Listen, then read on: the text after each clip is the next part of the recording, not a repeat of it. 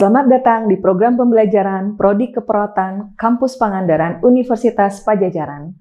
Saya Hana Rizma Dewi Agustina, dosen Fakultas Keperawatan Universitas Padjadjaran. Dalam video ini, saya akan menjelaskan tentang konsep dan model praktik kolaborasi lintas profesi.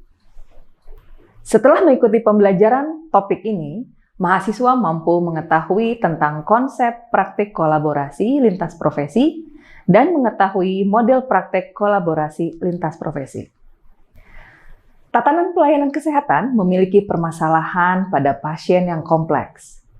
Untuk mengatasi permasalahan yang kompleks tersebut, maka dibutuhkan pelayanan kesehatan yang terintegrasi.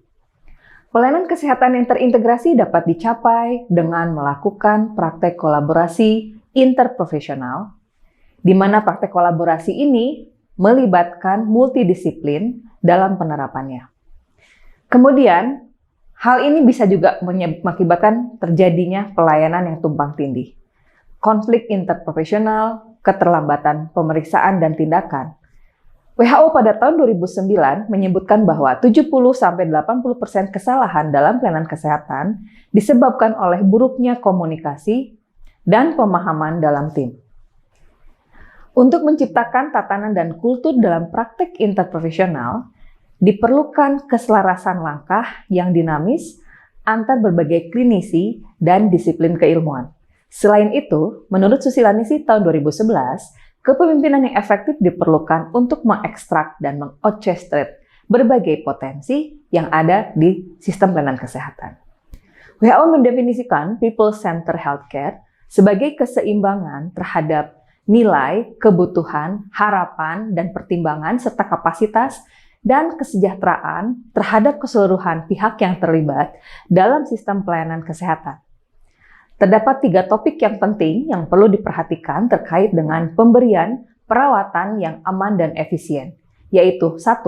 Konsep dasar kolaborasi dan interprofessional education, serta kompetensi yang relevan meliputi mutual respect, role knowledge and clarification, patient-centered care, dan komunikasi tim. 2. Penguatan riset meliputi kerja tim yang efektif dan komunikasi sebagai faktor yang mempengaruhi keberhasilan dari penerapan interprofessional collaboration. 3. Pengembangan model IPE dan implementasinya, termasuk dalam pengembangan kurikulum dalam tatanan pendidikan dan tatanan pelayanan kesehatan. Terdapat 4 perspektif yang harus diperhatikan dalam penerapan integrated care, meliputi pasien atau komunitas, regulator atau policy maker, care provider, profesional, dan manager.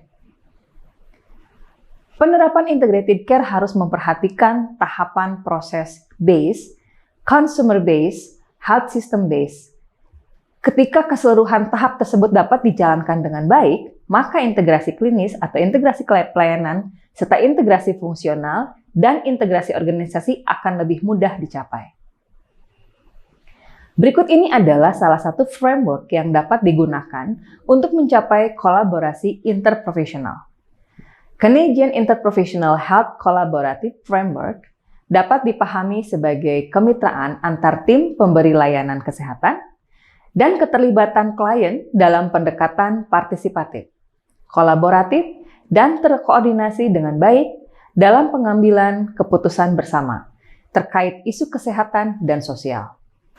Konseptual model untuk patient-centered collaborative interdisciplinary practice yang dikembangkan oleh Orchard et al. Tahun 2005, terdapat 4 tahapan yang harus dilalui meliputi sensitization, exploration, implementation, and evaluation. Pelayanan kesehatan secara interdisiplin dapat dipahami sebagai kemitraan antar profesional kesehatan melalui pendekatan kolaboratif dan terutama dalam pengambilan keputusan terkait proses pelayanan kesehatan serta proses kerjasama dan berbagai peran yang berfokus pada masalah.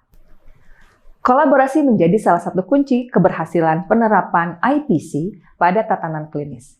Prinsip equality yaitu dimensi peran dan tanggung jawab, dimensi kewenangan, dimensi afeksi harus dipenuhi dan diberikan kepada seluruh tenaga kesehatan untuk menciptakan praktik IPC yang baik dengan memperhatikan kultur individu dan kelompok.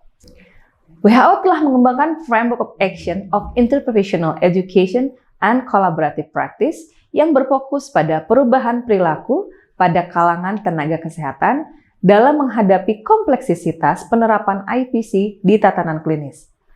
Model ini menekankan pada pembelajaran yang interaktif pada seluruh tim tenaga kesehatan untuk meningkatkan praktek IPC yang sesuai.